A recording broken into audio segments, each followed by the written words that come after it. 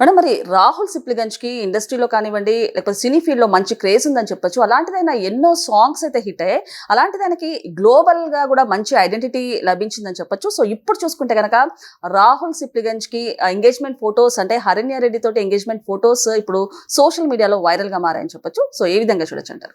ముందుగా ఆయనకి అభినందనలు అందజేద్దామండి. హ్మ్. అంటే వారి వైవాహిక జీవితం నెక్స్ట్ మ్యారేజ్. అవును. సో బాగుండాలని కోరుకుందాం, చక్కగా జరగాలని. అయితే రాహుల్ సిప్లిగంజ్ ఈ పేరు ముందు ఎవరికి తెలియదు అసలు. అంటే కొంతమందికి ర్యాప్ సాంగ్స్ వినే వాళ్ళకి తెలుసు. సో ర్యాప్ సాంగ్స్ తో దాని ప్రస్థానం మొదలుపెట్టి ఒక ఓల్డ్ సిటీ నుంచి, అంటే ఒక గల్లీ బాయ్ నుంచి ఈరోజు గ్లోబల్ బాయ్ అయ్యాడు ఆయన. గల్లీ టు గ్లోబల్. సో అంటే ఒక సింగర్ గా తను నిరూపించుకున్నారు అతను. చాలా మంచి మంచి పాటలు పాడారు ఆయన. తర్వాత బోనాల పాట కూడా, ఓనా రాహుల ఒకటి, తర్వాత రంగమార్తాండలో నటించారు ఆయన.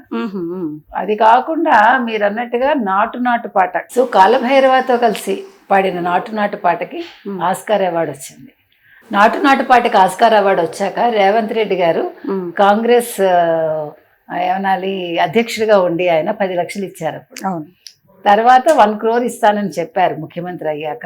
మొన్న గద్దర్ అవార్డ్స్ లో ఆయన స్పెషల్ గా ఇతని పేరు ప్రస్తావించి మన డిప్యూటీ సీఎం భట్టి విక్రమార్క గారు ప్రత్యేకంగా ఆ రోజు స్టేజ్ మీద అడగడం జరిగింది, ఏంటి రాహుల్ సిప్లిగంజ్కి ఇవ్వాలని. తర్వాత ప్రత్యేకంగా పిలిచి ఇవ్వటం జరిగింది అతనికి.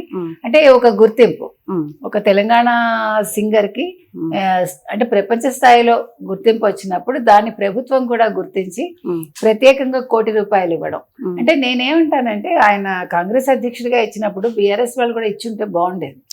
అంటే చిత్ర పరిశ్రమ అనేది చాలా ఇంపార్టెంట్ కదండి. రాజకీయాలు ఎంత ముఖ్యమో ప్రజలకి, అంటే వాళ్ళని ఎంటర్టైన్ చేసేది సినిమా అనేది. సో అలాంటి సినిమాలో ఒక తెలంగాణ వ్యక్తి, అది కూడా ఒక గల్లీ బాయ్కి రావటం అనేది చిన్న విషయం కాదు. ఇది అతని స్వయం ప్రతిభ, స్వయం కృషి కూడా చెప్పాలంటే. అతను పాడిన పాటలన్నీ ఆల్మోస్ట్ ఎన్ని పాడాడో అన్ని మంచి హిట్ అయ్యాయి. ఈవెన్ వినాయక చవితి మీద కూడా అతను పాడినట్టున్నారు. సో నేననేది ఏంటంటే ఈ రకంగా గుర్తింపు ఇవ్వాలండి. ఇప్పుడు సాధారణంగా ఏ ప్రభుత్వం అయినా ప్రోత్సాహకాలు ఇస్తుంది, గుర్తిస్తుంది, వాళ్ళని సన్మానిస్తుంది. అది అనాదిగా వస్తుంది మనకి. సో ఆ సంప్రదాయాన్ని రేవంత్ రెడ్డి గారు కూడా కొనసాగిస్తున్నారు. భట్టి విక్రమార్క గారు కావచ్చు, మన కోమటిరెడ్డి వెంకటరెడ్డి గారు కావచ్చు, వీళ్ళందరూ కూడా గుర్తించారు. వాళ్ళని తగిన రీతిన అంటే సముచితంగా సత్కరించారు వాళ్ళందరినీ. ఇది ఇంతకు ముందు ఇంత జరగలేదు నన్ను అడిగితే. అంటే తెలంగాణ ప్రభుత్వాన్ని మాట్లాడేది కేసీఆర్ గారి హయాంలో సినిమా పరిశ్రమని పట్టించుకోలేదు. అదే విధంగా జర్నలిస్టులు కూడా ఏం పట్టించుకున్నట్లేదు. అలా కాకుండా ఈయన అందరినీ కూడా పట్టించుకుంటున్నారు రేవంత్ రెడ్డి గారు. సో ఇవాళ రాహుల్ సిప్లిగంజ్కి కోటంరెడ్డి శ్రీనివాసరెడ్డి అని తెలుగుదేశం నేత, నుడా చైర్మన్, వాళ్ళ అన్నయ్య గారు అమ్మాయి హరిణ్యారెడ్డి తోటి ఎంగేజ్మెంట్ జరిగింది. అంతకుముందు ఇతను బిగ్ బాస్ లో చాలా ఫేమ్ తెచ్చుకున్నారు. బిగ్ బాస్ తర్వాత మనకి రాహుల్ సిప్లిగంజ్ ఎవరు ఇంకా బాగా తెలిసింది కదా. సో ఇవాళ ఈయనకి ఎంగేజ్మెంట్ అవడం అంటే గత 2-3 సంవత్సరాలు ఇతనికి అన్ని రకాలుగా లక్ బాగున్నట్టుంది. సో ఒక పక్క ఆస్కార్ అవార్డు, ఇంకో పక్క బిగ్ బాస్, మరో పక్క ఇప్పుడు ఎంగేజ్మెంట్, అన్ని రకాలుగా కూడా అతనికి బాగుందండి. అలాగే అతని కెరీర్ పరంగా కూడా ఇంకా చాలా ముందుకు వెళ్ళాలని కోరుకుందాం మనం. ఇంకా మరిన్ని అవార్డ్స్ అవ్వాలంటే ఆస్కార్ అవార్డు వచ్చేసింది కాబట్టి ఇంకా అదే అల్టిమేట్ అనుకోక్కర్లే.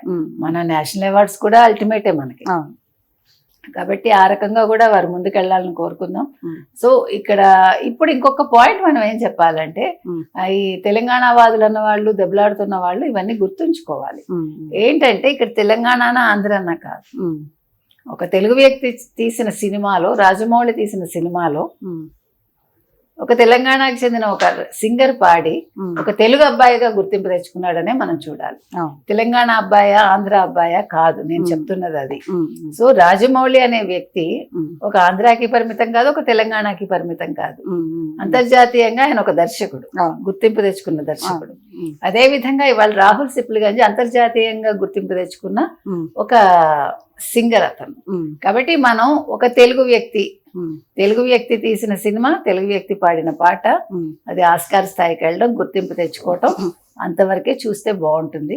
అందరూ మన వాళ్ళే అనుకుంటే చిత్ర పరిశ్రమ ఇంకా బాగా వృద్ధి చెందుతుంది. మేడం మీరు అన్నట్టు ఇప్పుడు సినీ ఇండస్ట్రీలో చూసుకుంటే కనుక వారసత్వానికి కీలక పాత్ర పోషిస్తున్నారని చెప్పొచ్చు. అంటే ఏదైనా ఇన్ఫ్లుయెన్స్ ఉంటేనో, రికమెండేషన్ ఉంటేనో, లేకపోతే వారసత్వం ఉన్న వాళ్ళకే సినీ ఫీల్డ్ లో గెలవగలము, సొంతంగా టాలెంట్ ఉండి పైకి వచ్చిన వాళ్ళు చాలా తక్కువ అని చెప్పొచ్చు. ఈ నేపథ్యంలో అసలు ఎలాంటి ఇది చెప్తారు నార్మల్ గా దీనికి సంబంధించి? ఏమంటే అన్నిసార్లు మీకు వారసత్వం అక్కర్లేదండి. ఇవాళ మీకు నిలదొక్కున్న వాళ్ళలో చాలా మంది వాళ్ళ టాలెంట్ తో వచ్చిన వాళ్ళేగా. ఇప్పుడు మీరు అలా తీసుకుంటే ఒక ఆత్రేయ కావచ్చు, ఒక మల్లాది రామకృష్ణ శాస్త్రి గారు కావచ్చు, సముద్రాల గారు కావచ్చు, లేదా ఆరుద్ర గారు కావచ్చు, వీళ్ళందరికీ ఏం బ్యాక్గ్రౌండ్ ఉంది? వాళ్ళ మాట పాట అవే వాళ్ళ బ్యాక్గ్రౌండ్. అది క్లిక్ అయింది అనుకోండి, మీలో ఫస్ట్ ప్రతిభ ఉండాలండి. ప్రతిభకి కొన్నిసార్లు గుర్తింపు రాకపోవచ్చు. నాట్ ఓన్లీ దట్, గుర్తింపు వచ్చాక దాన్ని నిలదొక్కుకోవడం కూడా తెలవాలి, నిలబెట్టుకోవడం తెలవాలి. సో అందుకని అన్నిసార్లు మనం బ్లేమ్ చేయక్కర్లా. నన్ను గుర్తించలేదు ఎవరు, గుర్తించకపోతే ఏమైంది, నువ్వు రాస్తూనే వెళ్ళు, ఏదో ఒక రోజు గుర్తింపు వస్తుందిగా. మీలో ప్రతిభ ఉండొచ్చు, నాలో ఒక ప్రతిభ ఉండొచ్చు, కానీ ఆవుగినంత అదృష్టం ఉండాలంటారు.